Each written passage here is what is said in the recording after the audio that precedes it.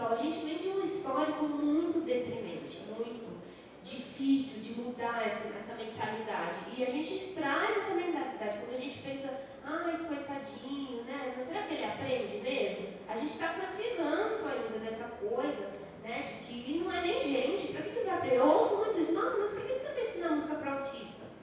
Eu fico olhando e não consigo nem dar uma resposta, porque eu não consigo entender o que a pessoa quer dizer, né? Por que não pode aprender música? Né? Então a gente vem dessa história muito difícil. Pode passar? Aqui tem um quadro de Velázquez que mostra um bobo da corte, né? Acho que ele de 1700, não me lembro a data. E para vocês terem uma ideia, né? Os bobos da corte também eram pessoas com deficiência. Nesse quadro tem um anãozinho pintado. Pode passar. Então, a gente sai desse primeiro paradigma que eu falei, que é o de institucionalização, vai para o de integração ou de serviço, e atualmente a gente está no paradigma de suporte. Pode passar.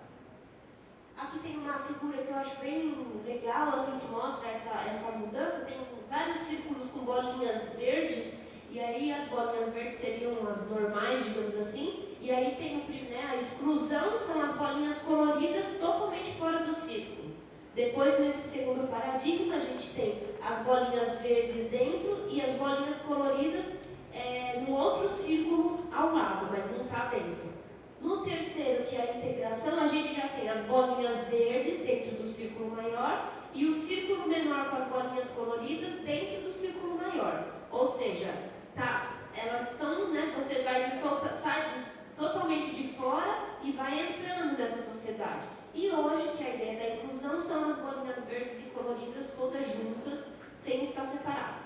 Essa é a ideia da inclusão. E por isso que é muito difícil, porque realmente todas as pessoas são muito diferentes. Dar conta de fazer isso é difícil mesmo no processo.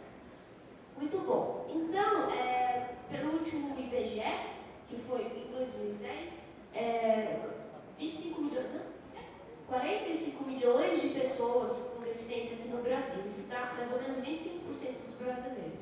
Se a gente parar para pensar, é muito grave, gente. É muita gente. Um quarto da população tem deficiência. Isso foi o que saiu no censo. Mas você imagina que não saiu no censo, porque não é todo mundo também que se considera. Tem gente que acha que não tem muita gente que eu me deparo na vida que eu percebo que tem deficiência intelectual, por exemplo, e a pessoa não sabe que tem. Né? Então isso é grande. Fora muitas outras coisas, né? Você pegar os transtornos, por exemplo, de sexualidade graves, como pedofilia, esse tipo de coisa, não entra no centro. Não vai imaginar, eu sou pedófilo, entendeu? Não vai, eu tenho um transtorno mental grave, então muita coisa não entrou. Você pode ter certeza que é maior esse grupo.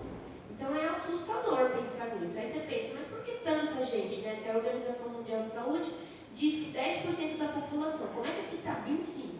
Está 25% porque nós temos um país gigantesco, que tem muita desigualdade, que é muito pobre, as pessoas não comem direito na época certa, tem muita sequela por acidente de trânsito, por bala, por tráfico, né? A própria droga gera muitas pessoas com deficiência intelectual, então a gente vive num país que não favorece para a gente ter um índice que tem nos países super desenvolvidos, né? Pode passar. Então, o que a gente tem que pensar, né? Se a inclusão é possível. Então, eu vou apontar rapidamente algumas coisas que eu acho que para ela ser possível, já que não é possível assim, a gente precisa pensar nessas questões. Próximo.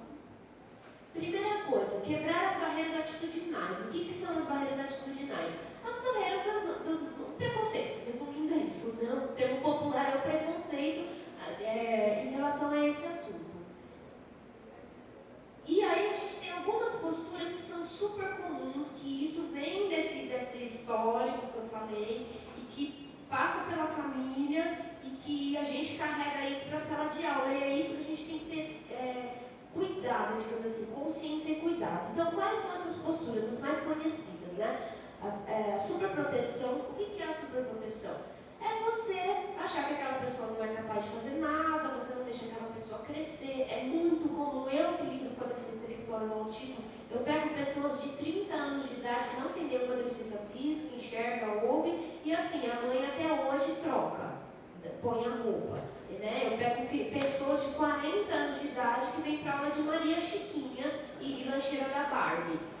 E é verdade, eu pego mesmo, diariamente essas coisas. Então, aí você fala, o que isso tem a né? Tem na deficiência intelectual? Tem, mas as pessoas tratam que nem criancinha, porque tem essa superproteção. Ah, não vai conseguir aprender, não vai conseguir fazer, isso, isso e aquilo, e não deixa a pessoa crescer.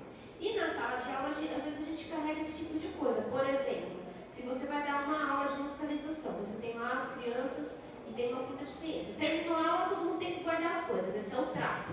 Né? Por que aquela criança não vai guardar? Porque ele é um cadeirante. Eu já peguei isso em escolas, muitas escolas, faço capacitação de professores, e vejo essas coisas acontecer. Ah, mas para ele é mais difícil, até ele tocar a cadeira, até o armário, é mais fácil de não guardar. Isso é uma atitude superprotetora.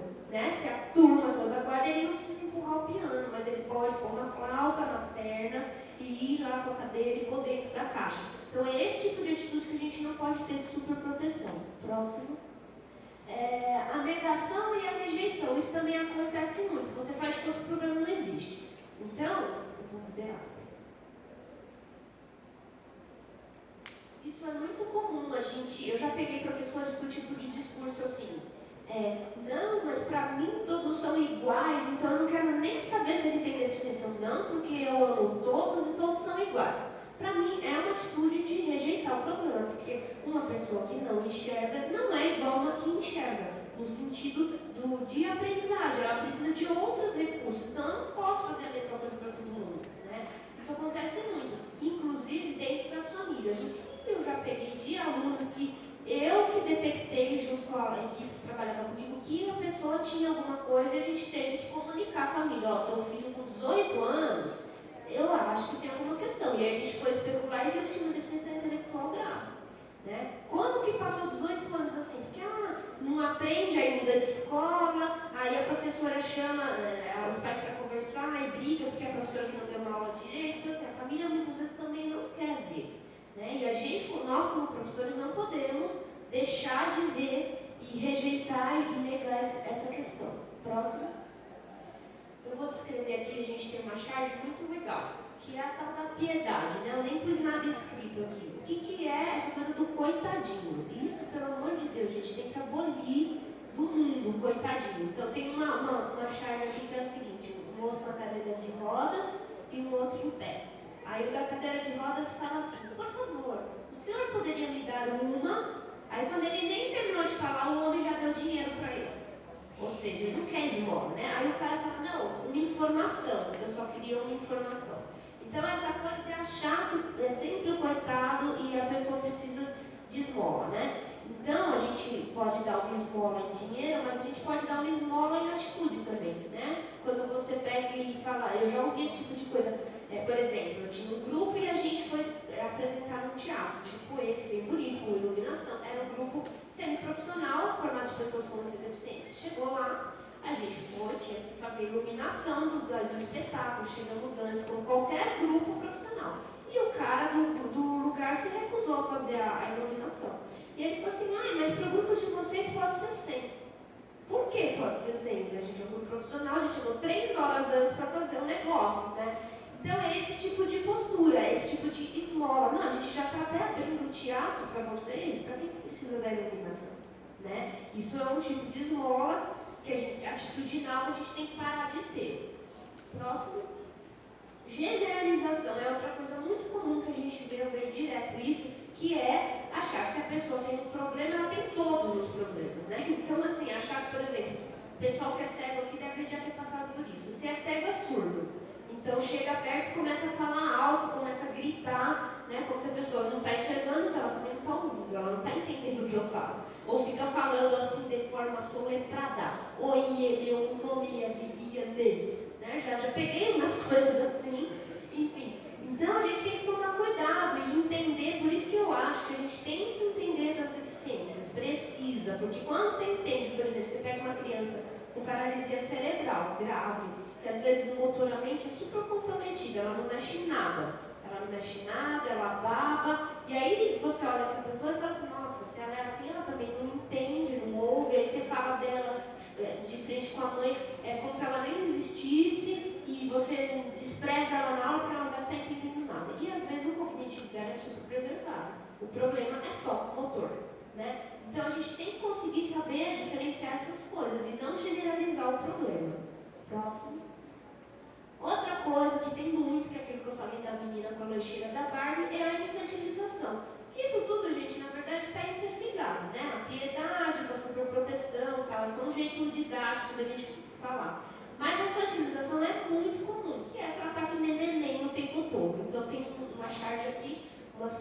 super chique na cadeira de roda, jantando, provavelmente com o marido, e aí tem o garçom falando, ai, vai papar?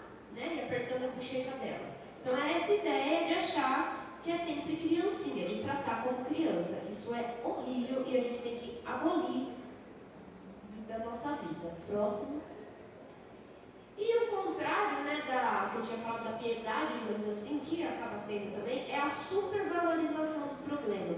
Então eu já peguei professoras assim, vou dar um exemplo. Eu dou aula na Fundação das Artes São Caetano e lá eu tenho um programa de inclusão que eu coordeno junto com outra professora. E aí a gente faz várias ações, os alunos estão inclusos, né, na escola, e eles têm monitores, a gente faz adaptações, enfim, uma série de coisas. E aí um dia um menino autista ganhou uma nota 10 em percepção. E aí eu fui falar com a professora, fulano, ela, nossa, ele tirou 10 na prova. Eu fiquei super